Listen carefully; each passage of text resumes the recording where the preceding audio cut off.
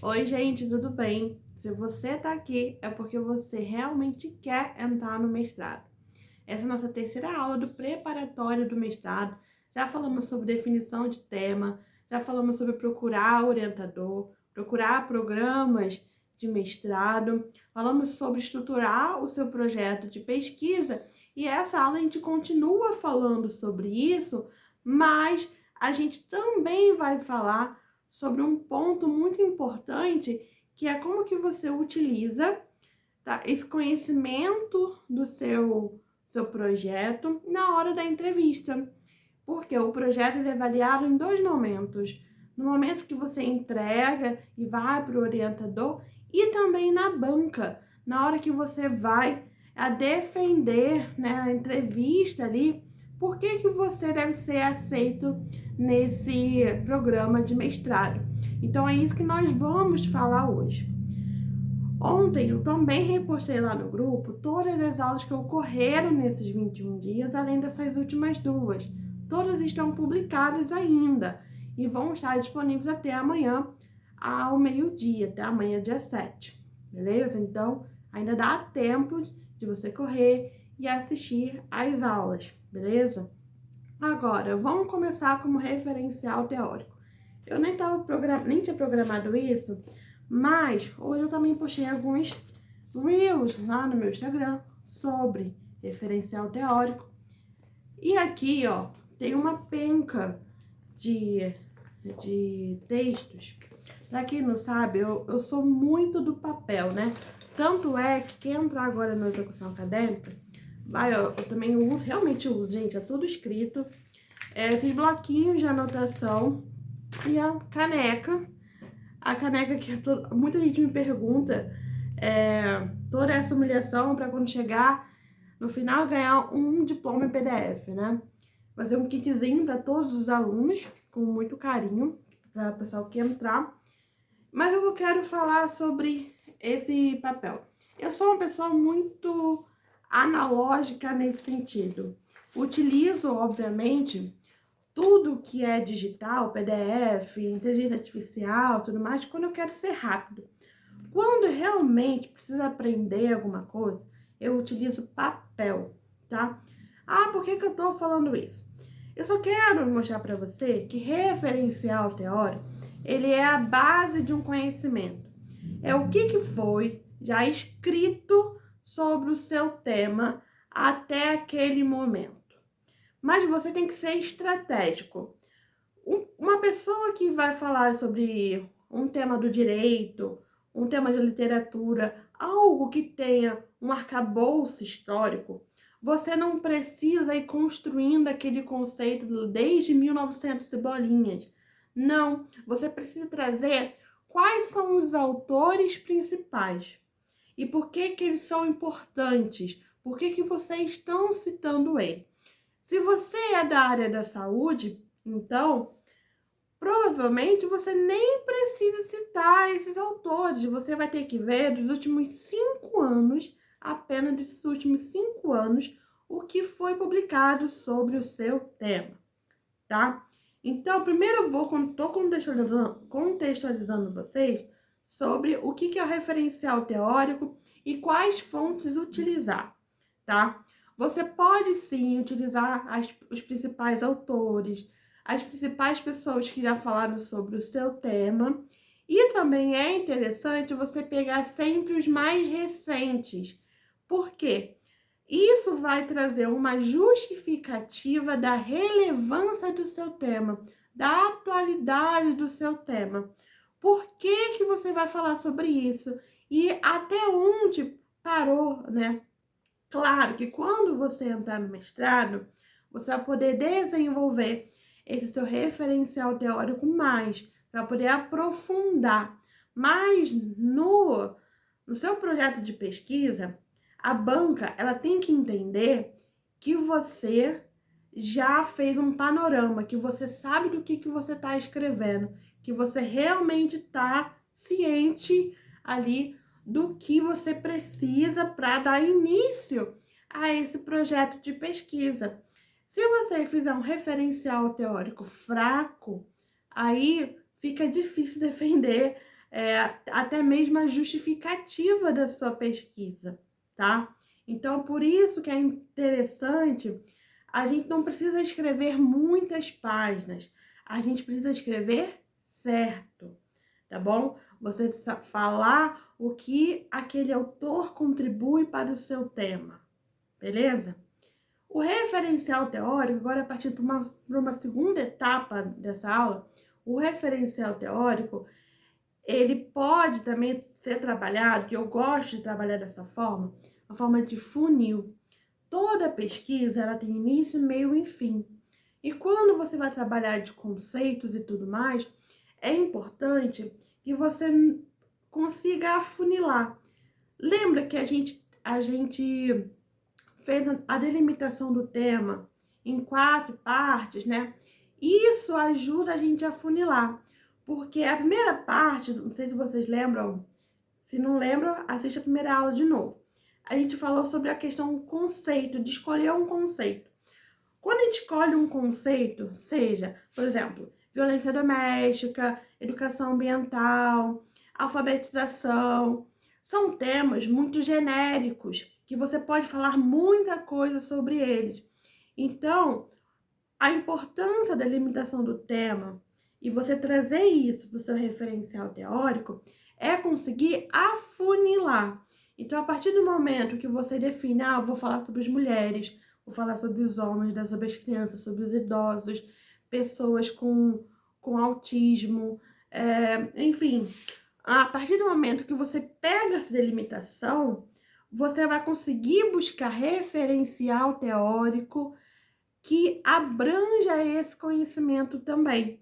Então, enriquece o seu texto, porque você vai mostrar para sua banca que você não procurou alguns textozinhos lá na internet e trouxe para cá apenas, né? Porque você fez uma curadoria daqueles autores que têm falado sobre o seu tema, tá? Por isso que você pensa mesmo num triângulo invertido. Eu sempre trabalho na minha metodologia sobre essa questão do triângulo invertido para você conseguir delimitar, para você conseguir ir fechando. Então, você vai escrever sobre um conceito mais amplo. Por exemplo, a violência. Você vai começar explicando a violência. Depois, você vai falar sobre violências. Vamos dizer que você vai fazer um tema sobre violência contra as mulheres trans. Vai falar sobre violência contra as mulheres e depois sobre mulheres trans. Então, você percebe que houve um afunilamento da sua temática. E isso você aplica, né, para independente, né, qualquer tema que você estiver produzindo, tá? Aí você vai atrás desses autores que ratificam, que explicam o seu tema, o seu conceito. Onde que você pode procurar esses autores? Autores clássicos. Vou ser bem sincera para vocês. Para você que, vamos dizer que você queira escrever um tema novo. Eu, Isabela, por exemplo, eu troquei totalmente a minha pesquisa para o mestrado e estou trocando totalmente para o doutorado também.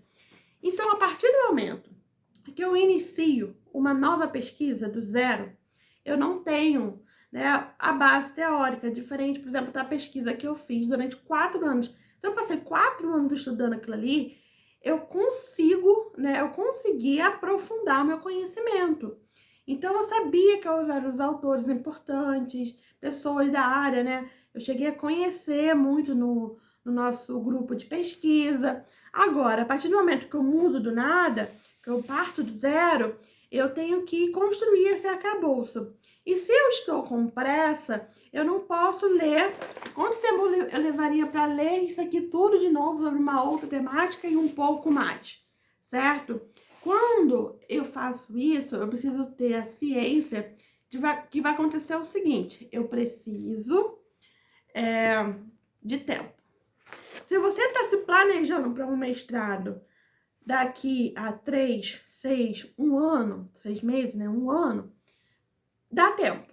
Se você tá falando que nem eu, da dona louca aí, e do nada abrir um edital e você quer entrar para esse edital, você precisa abrir caminho. Você não vai ler todos os textos porque você não tem tempo. Você tem que fazer uma leitura estratégica. Algo que eu também ensino para os meus alunos. Leitura estratégica do texto, porque você não vai perder tempo.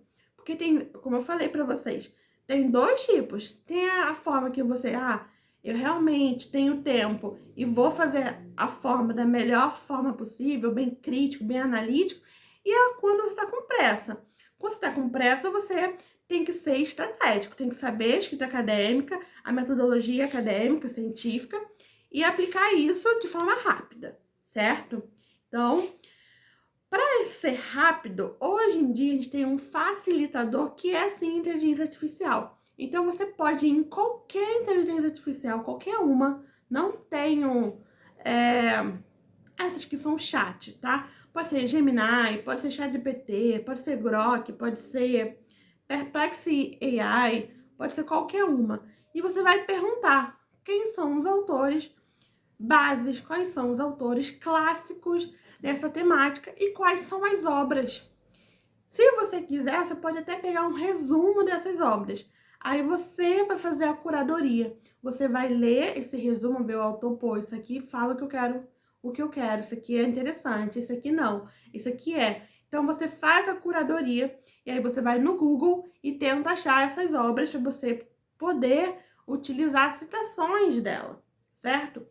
Isabela, não tem essa obra. Você pode ver uma resenha, você pode ver um resumo, você pode ver. Geralmente já tem outros trabalhos escritos com base, né? Análise desse autor, análise daquela obra. Então, você, dentro dessas análises, você vai ver citações diretas, citações de copia e cola. Então, você vai conseguir entender a obra daquele autor e você consegue utilizar, mesmo que naquele momento do projeto você não tenha o texto, o livro original. Mas, a partir do momento que você... agora peguei os clássicos, agora eu quero utilizar os autores mais recentes, dos últimos 5 anos. Dependendo da sua área de atuação, você vai utilizar diferentes bases de dados. Bases de dados é onde ficam os estudos, como o mais conhecido, né, o Google Acadêmico, Cielo, Portal de Periódicos da CAPES, PubMed, para quem é da área da saúde, tem qual mais? PubMed, Lilacs, esses são os mais, BVS, Biblioteca de Dissertações e Teses, enfim, esses são os básicos, tá? E existe também inteligência artificial que te ajuda a encontrar artigo, né? Ele não te dá resumo do artigo, ele te ajuda a encontrar, que é o Elicit. Elicit. Eu falo assim, e se escreve dessa forma que eu falei mesmo, tá? Agora, se é outra pronúncia, tudo bem. Só que é em inglês. Mas, assim, nada que vai te atrapalhar. Se você... mas você também tem que fazer a curadoria. Ele vai te dar vários estudos e você tem que ver o ano, você tem que ver se realmente se encaixa no seu tema, né? E não vai ficar saindo pegando revisões bibliográficas de outras pessoas. Revisão bibliográfica é um estudo, não é ruim, né? Porque é importante, mas é fraco. É muito mais interessante você pegar estudos experimentais, estudos de caso, o que eu chamo de estudos empíricos, estudos práticos. Aí você consegue pegar os resultados desses estudos práticos e chegar numa análise. Dessa análise dos estudos, que é o que você vai colocar no seu referencial teórico. Então, desses artigos dos últimos 5 anos, é interessante você pegar pelo menos 3 e fazer um comparativo entre os autores, tá? Conseguiu agora encontrar os textos, entra a outra parte, a terceira parte, e a que geralmente o pessoal tem mais dificuldade, que é a parte de escrever, a parte de conseguir colocar no papel o que é importante, né? O que está pensando colocar lá no papel. Eu digo que o maior problema é a busca por perfeição. Hoje em dia, a gente cresce e a gente vai, desde criança, a gente vai perdendo algumas habilidades e vamos substituindo elas. Hoje em dia, com a inteligência artificial, não digo nem inteligência artificial, porque acredito que o impacto ainda está avançando. Mas desde o computador e tudo mais, a gente perdeu um pouco aquela prática de realmente escrever, né? De colocar no papel. Por exemplo, algumas faculdades só pedem prova. Não perde muito trabalho. Então, você não pratica isso. Então, você tá, vamos dizer, desde lá do Enem sem praticar essa ação, né? É por isso que, dentro da execução acadêmica, você tem acesso aos modelos pré-prontos que eu já comentei com vocês, para facilitar a escrita. Por isso também que eu ensino vocês a forma correta de utilizar essas IAs que geram texto, porque aqueles textos a gente não pode copiar e colar, tá? Se você faz isso, você está fazendo da forma errada e isso vai te prejudicar muito, não só academicamente, mas cognitivamente, conforme o estudo que já saiu do MIT. Eu fiz um post sobre isso lá no Instagram, depois se você tiver curiosidade, você pode ir lá ver, tá? Então, o que eu quero falar para você, a gente perde esse tato. E aí chega na hora de fazer o TCC, chega na hora de fazer um projeto de mestrado, até mesmo quando as pessoas aqui querem fazer o mestrado já estão fora da área acadêmica há muito tempo, né? Ou então vai fazer o doutorado. O doutorado, ele acaba sendo menos palpável essa questão, porque durante o mestrado a gente é forçado a escrever um pouco mais, né? A publicar artigo, pelo menos um artigo a gente tem que publicar. A gente tem a nossa dissertação, que pelo menos tem 100 páginas. Então, a gente é forçado a escrever. De alguma forma, a gente é forçado. Para quem tá, né, realmente, pô, Isabela, tá arranhado, é onde a gente utiliza métodos, como esses métodos que eu acabei de falar, e também a questão de você entender a lógica da escrita. Eu falo isso na minha oficina, eu chamo oficina Escreva Mais Sem Plagiar, que eu preciso mudar esse nome, porque quando eu inventei, né, não tinha inteligência artificial ainda. Que é basicamente você entender a lógica de como ocorre a escrita. Deixa eu te explicar. Um texto acadêmico, ele tem que ter início, meio e fim, tá? Então, cada tópico, cada parágrafo, sabe que ele tem que iniciar, você vai desenvolver e você vai finalizar. Dentro desse parágrafo, geralmente a gente tem que colocar, e isso vem uma questão que acaba sendo um pouco subjetiva, tá? Eu, como já de mais de 1.200 alunos, estou caminhando aí, eu parei de contar. Eu consigo perceber, né, que cada professor quer de uma maneira, que cada área quer de uma maneira. Então, tem a subjetividade de quem ler. Mas, basicamente, o que eu digo é melhor pecar pelo excesso do que pela falta. Como assim? Eu tô falando sobre isso, sobre a questão de citação. Alguns professores pedem para que o seu parágrafo ele tenha uma citação e também uma análise sua. Então, metade do seu parágrafo, citação, a outra metade, análise. Só que outros professores vão falar assim, não precisa da análise. Essa análise referencial teórico não precisa de análise, não é o momento. Referencial teórico é da onde que veio esse pensamento. Eu concordo, tá? Eu sou dessas. Então, o que eu faço no referencial teórico é escreva onde toda afirmação tenha citação. Toda afirmação tem uma citação. A Covid matou 300 pessoas. Da onde que veio essa referência? Violência contra a mulher está crescendo. Da onde que veio essa informação? Então, tem que ter citação. Eu bato isso na tecla. Você não inventou isto, tá? Ah, Isabela, mas uma coisa que eu já bati... Isso aí é uma coisa que eu já bati muito de frente com vários alunos. Ah, Isabela, mas fui eu que estou escrevendo. Por que eu tenho que citar outra pessoa? Simples. Você inventou o conceito de violência doméstica? Você inventou o conceito de Covid? Não. Você está dando vozes às pessoas que já falaram sobre isso. Então, você vai escrever colocando citação. Deixa de ser o seu texto? Deixa de ser seu? Óbvio que não, tá?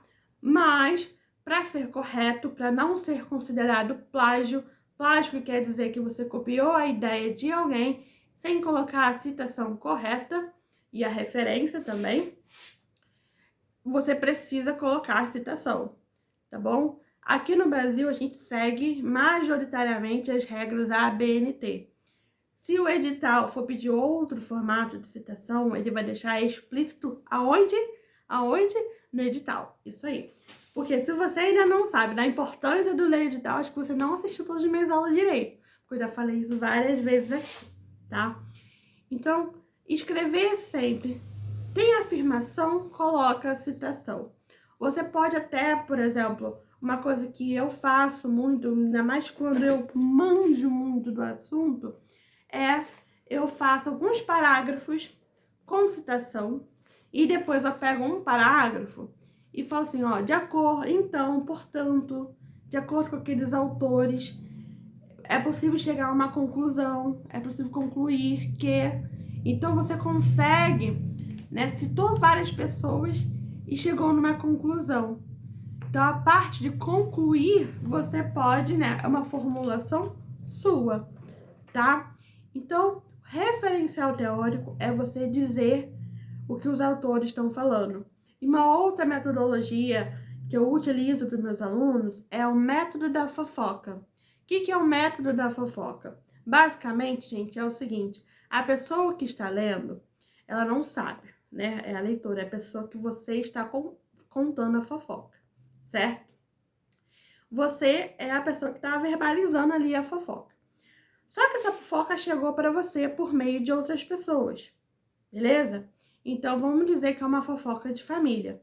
Então, sua mãe te contou uma coisa, sua tia te contou outra, seu irmão te contou outra. E como é que você vai contar isso para a pessoa? Você vai falar, ó, segundo a minha mãe, aconteceu isso, isso, isso, isso. Já segundo a minha tia, aconteceu isso, isso, isso, isso. Já segundo meu irmão, aconteceu isso, isso, isso, isso, isso. Portanto, tal coisa. Então, você percebe o método da fofoca, né? Fulano falou isso, ciclano falou aquilo, beltrano falou aquilo outro. Isso é referencial teórico. Você deu referência a quem falou o quê.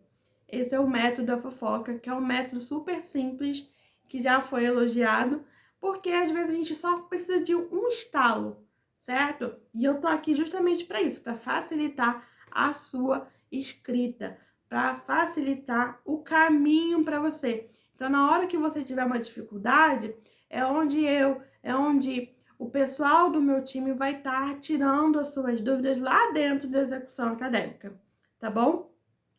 Agora, vamos partir para o momento que eu falo para vocês sobre a importância do projeto na hora da entrevista, tá? O projeto você envia no momento da inscrição. Então, no momento da inscrição, você vai enviar seus documentos, o projeto, o currículo, alguns momentos, carta de intenção, memorial, só enviar os documentos que eles pedem, beleza? Quando chega na hora da entrevista, eles vão estar lá com o seu papelzinho, eles vão estar lá, e às vezes eles até imprimem, né? Eu gosto disso porque eu sou essa pessoa de papel, né? Aí ele pega lá o seu projeto, vai estar todo rabiscado, e eles vão poder te perguntar a seguinte coisa, dentre outras coisas, né? Por que esses autores? Qual foi o fundamento que você utilizou? Então, você vai precisar saber. Ah, eu escolhi esses 5 aqui porque eles são mais recentes. E eles foram estudos empíricos, estudos práticos sobre o tema, que eu acredito que seja relevante para minha pesquisa por causa disso, disso, disso. Então, você justificou por que você escolheu esses estudos, né? Não foram aleatórios, não foram, foi os primeiros que eu encontrei. Da outra forma, você vai, e por que esses autores clássicos? Já que existe outro, vamos dizer que às vezes a pessoa da banca, né, conhece o seu termo e tudo mais.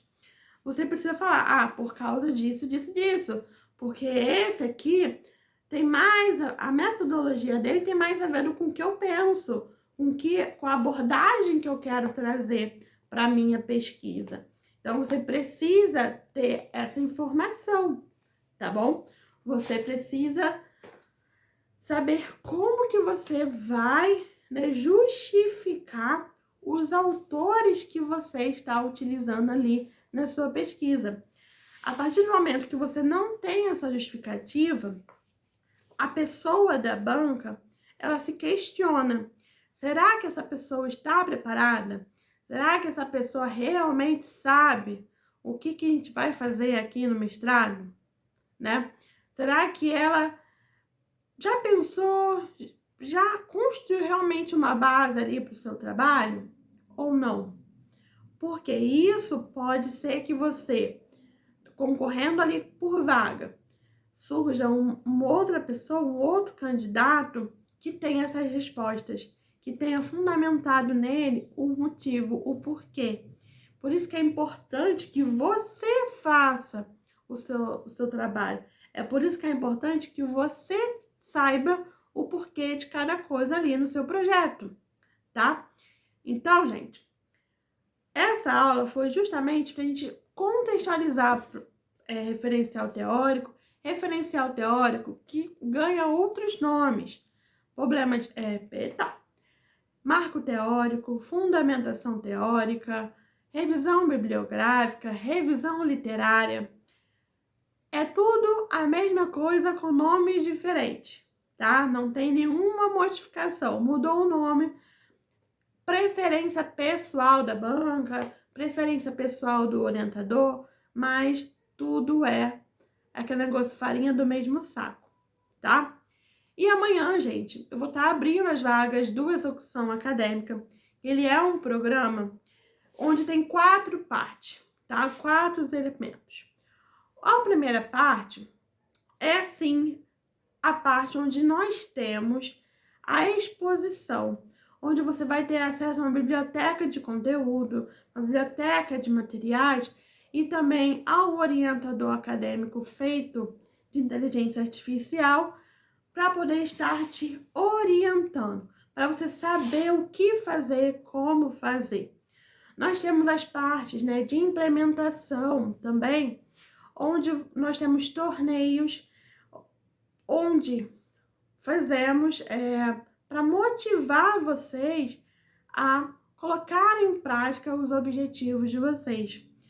Nós temos essa outra parte também, que é quando você tem encontros direto comigo e também tira dúvidas, e também nós temos uma parte que eu gosto muito, que é muito, muito necessária, que é a parte de workshops. Ou então você pode chamar de hot seat, né? É cadeira quente. Onde eu chamo pessoas, mestrandos, professores de universidades, doutores, doutorandos, para conversar. E aí você pode tirar as suas dúvidas, tá? Aqui o momento é da gente pensar, vamos construir uma vida, uma carreira acadêmica. Isso foi essencial para mim. Eu estava ontem abrindo aqui o meu... Vou achar aqui. Estava procurando um cardzinho de Bristol. Eu vou tampar aqui. De um pesquisador inglês que eu tive contato dentro do programa de pesquisa, dentro da nossa linha de pesquisa. Então, eu quero fornecer as mesmas coisas para vocês poderem estar em contato com outros pesquisadores e abrir o horizonte de vocês, tá?